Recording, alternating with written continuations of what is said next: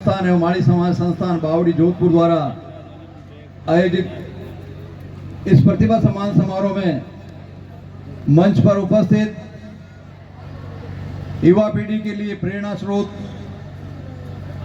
आने वाले विद्यार्थियों का भविष्य बहन शिवानी जी, जो राजस्थान न्यायिक सेवा में चयनित हुई है। एक साधारण परिवार से, जिनके पिताजी ने जो संघर्ष किया था, जिनके मन में एक ललक थी, मुझे हाईकोर्ट में जाता था तब कई बार मिलते थे और उनके मन में हमेशा शिक्षा के प्रति ये बात रहती थी। तो मैं इस सम्मान समारोह में सबसे पहले शिवानी जी को बधाई देता हूं और बच्चों से ये कहना चाहूँगा कि आज यहाँ से जाएं तो मन में एक आग जलाकर जाएं, मन में एक विश्वास लेकर जाएं कि एक साधारण परिवार का व्यक्ति भी कुछ कर सकता है। मंच पर उपस्थित सभी सम्मानित अतिथिगण, इस कार्यक्रम के संयोजक और उनकी टीम के सभी सदस्यगण, उपस्थित सभी बुजुर्गगण, विद्यार्थियों, मातृशक्ति, युवा साथियों, प्यारे विद्यार्थियों, मैं इस अवसर पर आप सबको अपनी ओर से बहुत बहुत शुभकामनाएं देता हूं और यही कहना चाहूँगा, जीवन में आगे बढ़ने का रास्ता केवल शिक्षा है। सभी विकास का जो ताला खोलने वाली चाबी है वो शिक्षा है। अगर आपने शिक्षा हासिल कर ली है और सही रास्ता चुन लिया है तो आपका पूरा जीवन सुधर जाएगा, आपका जीवन संवर जाएगा, परिवार का जीवन संवर जाएगा और समाज के लिए एक ऐसी बात हो जाएगी जो आने वालों को प्रेरणा देगी। प्यारे बच्चों, मैं हमेशा यही कहता हूं, अपने आप को कभी कमजोर मत समझो, दूसरों से हीन मत समझो। जो आगे बढ़ने का भाव रखता है उसको मंजिल अवश्य मिलती है। मैंने हमेशा कहा भी है, मैं स्वयं छोटे से गांव पिपाड़ रोड में माणियों की ढाणी में पला बढ़ा। मेरे गांव में केवल उस समय 8वीं तक का विद्यालय था। मेरे पिताजी रेलवे में नौकरी करते थे, रेलवे में ड्राइवर थे। परिवार में सबसे बड़ा था मैं। हम 6 भाई 3 बहन है परिवार में। मैं गांव में 8वीं करने के बाद बाहर गया, अपने चाचा जी के पास रहा और वहाँ मैंने बिलाड़ा में 11वीं तक की शिक्षा हासिल की और उसके बाद 1980 में जो भीकम दास जी परियार ने हॉस्टल बनाया हमारी समाज का, सुनील जी परियार अभी आए थे, इनके दादाजी, उस हॉस्टल में रह करके मैंने पढ़ाई की। पढ़ने के साथ पार्ट टाइम अकाउंट्स का काम करता था। मेरे पिताजी ने कभी नहीं कहा कि तुम अपना खर्चा निकालो या कुछ करो, लेकिन मेरे मन में यह था कि मैं पिताजी पर बोझ नहीं बनूं और यथा संभव अपना खर्चा मैं उनसे कम लूं। सभी भाई पढ़ते थे। वहां से निकलने के बाद 1986 से 91 तक श्री सुमेर उच्च माध्यमिक विद्यालय महामंदिर चौराहा, यहाँ कॉमर्स का व्याख्याता रहा मैं। फिर राजस्थान लोक सेवा आयोग से व्याख्याता के पद पर मेरा चयन हुआ और पिपाड़ शहर में 2 वर्ष व्याख्याता के रूप में रहा। उसके बाद 1993 में राजस्थान लोक सेवा आयोग से ही परीक्षा दी और प्रधानाध्यापक माध्यमिक विद्यालय के पद पर मेरा चयन हुआ। विभिन्न जगह पर विभिन्न जिलों में काम करने का अवसर मिला। सदैव अपने काम को पूजा समझा। जहाँ भी रहा केवल और केवल अपने काम के प्रति मैंने निष्ठा रखी। उसी का सुफल मेरे जीवन में है। एक व्यक्ति के जीवन में जो लौकिक सुख होना चाहिए वो परमात्मा ने मुझे सब कुछ दिया। प्यारे बच्चों, जो मन में ठान लेता है कि मुझे ये हासिल करना है उसे अवश्य मिलता है। जो केवल अपने लिए जीते हैं उनका जीवन भार स्वरूप होता है और जो दूसरों के हित की सोचते हैं, दूसरों के भले की सोचते हैं, उनका भला स्वतः ही हो जाता है।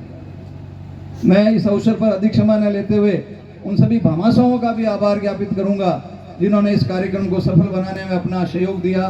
साथ ही कुछ जानकारी भी देना चाहूँगा। जैसा कि अभी बताया गया था, सेवानिवृत्ति के बाद भी मुझे माननीय अशोक गहलोत साहब ने उसी पद पर काम करने का अवसर दिया। तो मेरे मन में और ज़्यादा जिम्मेदारी रही कि मैं जिस क्षमता से पहले काम करता था उससे अधिक क्षमता से काम करूं, तब तो इसकी सार्थकता है। सदैव और सदैव परमपिता परमेश्वर से डरकर काम किया और कभी किसी से नहीं डरा। जो सही काम था उसके लिए चाहे किसी से भी भिड़ना पड़ा, कभी पीछे नहीं हटा। अब सेवानिवृत्ति के बाद भी समाज की सेवा के लिए कुछ प्रयास कर रहा हूँ। इस वर्ष हमने अक्टूबर में माली संस्थान की जो बिल्डिंग बनी हुई है माँ मंदिर चौराहे पर, कॉलेज और यूनिवर्सिटी में पढ़ने वाली नियमित बालिकाएं, उनके लिए छात्रावास प्रारंभ किया समाज के माली संस्थान के माध्यम से। अभी वर्तमान में वहाँ 10 बालिकाएं रह रही है जो कैन कॉलेज और अन्य कोचिंग में पढ़ रही है। हमारी कोशिश ये है कि इसमें ज़्यादा से ज़्यादा बालिकाओं को प्रवेश दें। इसके लिए मैंने सभी व्हाट्सएप ग्रुप में भी इसकी जानकारी साझा की थी, बताया था कोई भी बालिका शिक्षा से वंचित नहीं रहे, ये हमारा प्रयास है। हमने एक और सपना देखा है, ऐसे कमज़ोर परिवार के बच्चे जो पढ़ने में होशियार है, जो नीट और जेई या अन्य जो उच्च कॉम्पिटिशन्स हैं उनमें जा सकते हैं, तो उनके लिए हम शीघ्र ही प्रयास कर रहे हैं। इसी वर्ष से सुनील जी परियार ने और माली संस्थान ने भी उसके लिए सहमति दी है और हम बोर्ड की परीक्षाओं से पहले कक्षा 10 और कक्षा 12 में पढ़ने वाले विद्यार्थियों का जो डाटा है वो गूगल फॉर्म के माध्यम से संग्रहित करेंगे और उसका विश्लेषण करके विद्यार्थियों की परीक्षा कराएंगे और परीक्षा परिणाम के आधार पर जो कमजोर परिवार के बच्चे हैं, प्रतिभाशाली हैं, उन्हें आगे बढ़ने के लिए पूरा प्रयास करेंगे। आप सबका सहयोग, आप सबका उसमें यथा योग्य जो भी कुछ आप सहयोग दे सकते हैं, चाहे आर्थिक हो, चाहे शारीरिक हो, मानसिक हो, वो आमंत्रित है। मुझे यहाँ बुलाया, मान सम्मान दिया, इसके लिए बहुत बहुत आभार, धन्यवाद। और समाज हित के लिए एक ही बात कहूँगा, चाहे आप किसी भी विचारधारा को माने, किसी भी राजनीतिक दल के साथ आपकी जुड़ाव हो, लेकिन जब समाज की बात आती है तो हम सब उन मतभेदों को भुला करके और एक जाजम पर बैठकर एक दिशा में अगर अपनी शक्ति का प्रदर्शन करेंगे तो हमारी पूछ होगी, अन्यथा कोई नहीं पूछने वाला। संगठन में ही शक्ति है, ये कलयुग में नियम है। जो संगठित है वही कुछ हासिल कर सकते हैं, वही कुछ प्राप्त कर सकते हैं। तो मैं विद्यार्थियों से उन्हें ये कहना चाहूँगा, अपने आप को किसी से कमज़ोर न समझें। और ये जरूरी भी नहीं कि जो आज प्रतिभाशाली है या जिन्होंने आज यहाँ पुरस्कार लिया है वही आगे बढ़ सकेंगे। जिनको पुरस्कार नहीं मिला है उन्हें भी घबराने की आवश्यकता नहीं है। मैं भी कोई मेरिटोरियस नहीं था, ठीक है ना। तो अगर आप में ललक है तो आप बाद में भी बहुत कुछ कर सकते हैं। मैं आपसे कोई झूठ नहीं बोलूँगा। सेकंड डिवीज़न था सेकेंडरी में, सीनियर सेकेंडरी में। ग्रेजुएशन में थोड़ा सा नंबरों से पीछे रह गया। पोस्ट ग्रेजुएशन में मेरे फर्स्ट डिवीज़न था, बीएड में मेरे फर्स्ट डिवीज़न था। तो ये कोई मायने नहीं रखता है। मायने ये रखता है कि आप उस समय कितना परिस्थिति पड़ रही है और बेटे जो है वो पिछड़ रहे हैं। तो इसके लिए भी आत्मावलोकन करने की आवश्यकता है। दूसरी बात कहना चाहूँगा, हमारा सबसे बड़ा जो दुश्मन है और हमारा सबसे बड़ा जो हितैषी है वो मोबाइल फ़ोन है। वो हमारा हितैषी भी है और वो हमारा सबसे बड़ा दुश्मन भी है। इसका अगर हम सदुपयोग करेंगे, ये परमाणु की तरह है, अगर इसका हम सदुपयोग करेंगे तो ये परमाणु ऊर्जा के रूप में हमें लाभ देगा और नहीं तो परमाणु बम के रूप में हमारा जीवन ही विनाश कर देगा।